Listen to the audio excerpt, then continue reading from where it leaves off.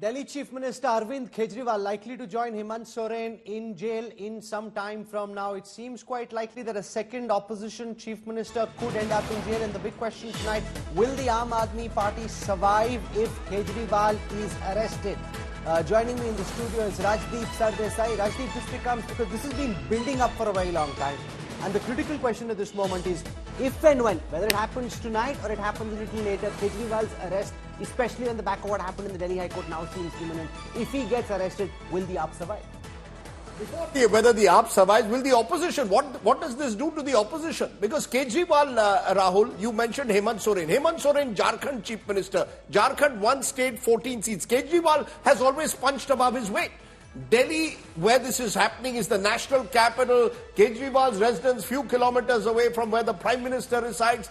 Kejriwal has tied up with the Congress. Kejriwal has been seen, when he first came up in politics, as an anti-corruption crusader. He's been a face in a way, a national face. You are now not just arresting, if his arrest takes place, as you're saying, the Delhi Chief Minister, but you're arresting a prominent national figure who has taken on the Modi government at various times over the last decade. So if his arrest indeed takes place, the question will have to be asked, Rahul, where does that leave the India alliance? Kavita being arrested is a BRS leader confined to Telangana. Hemant Soren being arrested is a leader of Jharkhand confined to Jharkhand. Kejriwal's arrest will have national implications. And it comes also, don't forget, Rahul, on a day where the Congress party has gone public claiming its accounts have been frozen. It comes on a day when the electoral bond list has come out, and as I go through it, matching the numbers would have taken 24 hours. All of this raises the question, with the election just a couple of weeks away, if opposition leaders are going to be arrested, including national figures like this, what kind of election are we going ahead into, where the opposition will claim they have one hand tied behind their back? And typically two things can happen when opposition leaders get arrested. One, it could crush the will of the opposition to fight, or B, Rajdeep, it can generate public sympathy. We've seen in the past in India and elsewhere, when opposition leaders are attacked or arrested and the public mood suggests that that's being done unfairly, then it can boomerang on the government. The question then becomes, how does the Indian voter perceive this arrest? On the basis of the fact that he's skipped multiple summons, 8+ summons. So it's not as if he's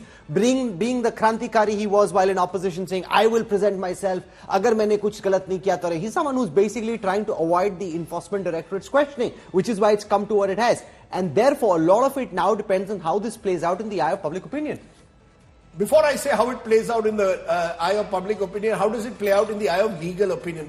It's very clear, Rahul, the Prevention of Money Laundering Act is a draconian provision when it comes to getting bail. It is for the person who is accused to prove that he deserves to be, deserves his liberty. So the onus has been reversed under the PMLA, and the Supreme Court is reviewing the act at the moment. But in the absence of that review having been completed, it is very difficult once you are arrested under PMLA to get bail for 6 to 12 months. We've seen with other members of Arvind Kejriwal's Aam Aadmi Party, Sanjay Singh, Manish Sisodia, Satyendra Jain, none of them have got relief from the courts. That may not necessarily always be because of what the ED has against you, but just the very nature of this act. It is the most draconian provision that you can imagine, and therefore once you are arrested under it, you will go to the court, you will be denied bail, and therefore the public opinion now that you speak of, people will say, oh, you went to the court, but the court hasn't given you bail, you must be guilty. So, the entire system in a way has been, dare I say, managed through the PMLA to ensure that once you are arrested under it, impossible to get bail. No, but remember, this PMLA is an act that Chidambaram came up with. So it's not something that this government has created. No, it's an act now we must correct that. The PMLA 2003 was passed by Parliament when Mr. Vajpayee was Prime Minister, because the Financial Action Task Force wanted India to be a signatory to see money laundering as part of a larger fight against drug trafficking. In 2005, when the UPA was in power, Mr. Chidambaram notified it, claiming that if we didn't notify it, we would be out of FATF, the Financial Action Task Force. Then amendments were brought in. About 9 amendments have been brought in. And what have they done, Rahul? And any businessman who has faced PMLA will tell you they've widened the scope of what constitutes a scheduled offence.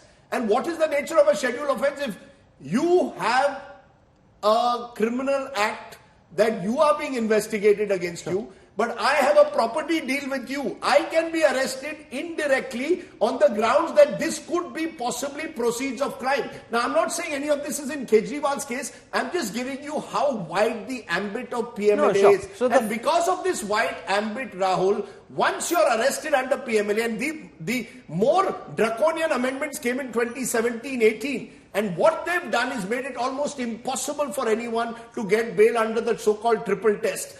As a result, you will have a situation, if Arvind Kejriwal is picked up today, Rahul, almost certainly for the next few months, if not a year, Arvind Kejriwal will be behind bars. And then we will have to see how does that play out in terms of what it does to the Aam Aadmi Party, what it does to the politics of Delhi, but more significantly, what does it do to the India alliance now on the eve of a major general election?